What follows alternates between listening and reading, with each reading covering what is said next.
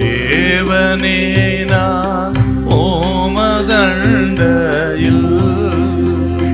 இன்னும் நெருங்கி சேர்வதே என் ஆவல் பூமியில். லூக்கா 18:1 வாசிங்க பார்க்கலாம்.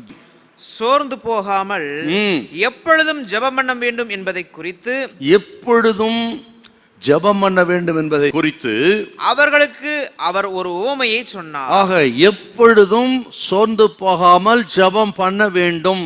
ஜெபம்ங்கிறது அது ஒரு கட்டளை.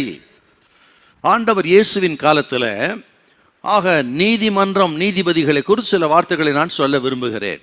அந்த நாட்களிலே 3 விதமான நீதிபதிகள் இருந்தார்கள். அதாவது ஆக ஒவ்வொரு பெரிய பட்டணங்களிலும் 23 நீதிபதிகள் இருந்திருக்கிறார்கள்.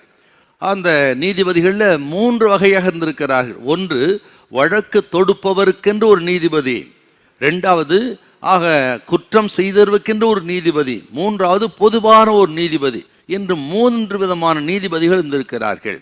அதே போல 2 விதமான நீதிமன்றம் இருந்திருக்கிறது. ஒன்று ரிலீஜியஸ் கோர்ட், அதுதான் யூதர்களின் நீதிமன்றம். ஜனகரின் சங்கம் என்கிற அமைப்பு மிகப்பெரிய ஒரு அமைப்பு, ஆக வல்லமையான அமைப்பு அந்த நாட்களிலே.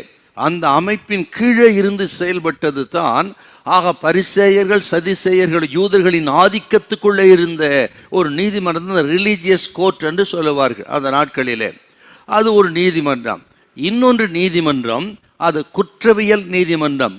இந்த கோர்ட்டில் ஏரோது அல்லது ரோம அதிகாரிகள் இந்த நீதிபதிகளை நியமனம் செய்தார்கள். அப்படி நியமனம் செய்யப்பட்ட இந்த நீதிபதிகள் ரோம சக்கரவர்த்திக்கு எப்பொழுதும் பிரியமாகவே நடந்து கொள்வார்கள். அவர்கள் மிகவும் கொடூரமானவர்கள், இரக்கமற்றவர்கள், மனதுருக்கமில்லாதவர்கள், ஆக ஏழை எளிய மக்கள் என்று பாராத அப்படிப்பட்ட கொடூரமான நீதிபதிகள்.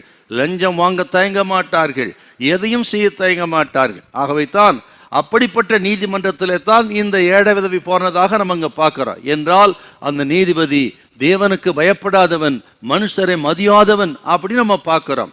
ஆண்டவர் இயேசுவே சொல்கிறார், அநீதியான நீதிபதி அவன் என்று. அந்த அநீதியான ஒரு நியாயாதிபதி இடத்துல தான் இந்த ஏழை விதவை சென்றிருக்கிறார். தனக்கும் தன் எதிராளிக்கும் இருக்கிறான ஒரு வழக்கு. ஆக அருமையான கர்த்தருடைய பிள்ளைகளே, நாம் இந்த உலகத்தில் ஆக இப்படிப்பட்ட ஒரு சூழ்நிலை தான் இருக்கிறோம். நம்ம சுற்றிலும் பொல்லாத மனிதர்கள் இருக்கிறார்கள், இரக்கமற்றவர்கள், அன்பில்லாதவர்கள், மனதுருக்கம் இல்லாதவர்கள்.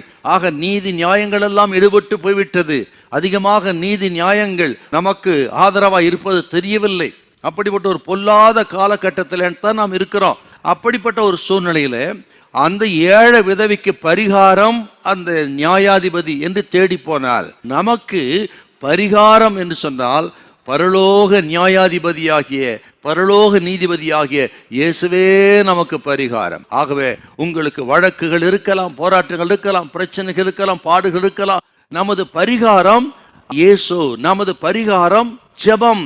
ஆக ஜெபத்தையும் ஆண்டவரை நம்புங்க, விசுவாசிங்க. பரலோக நியாயாதிபதியாகிய இயேசுவை நம்பி ஜெபிக்கும் பொழுது அந்த ஜெபம் நமக்கு உடனடி பதிலை கொண்டு வரும், பிரச்சனைக்கு பரிகாரத்தை உண்டு பண்ணும். ஹல்லேலூயா, ஹல்லேலூயா.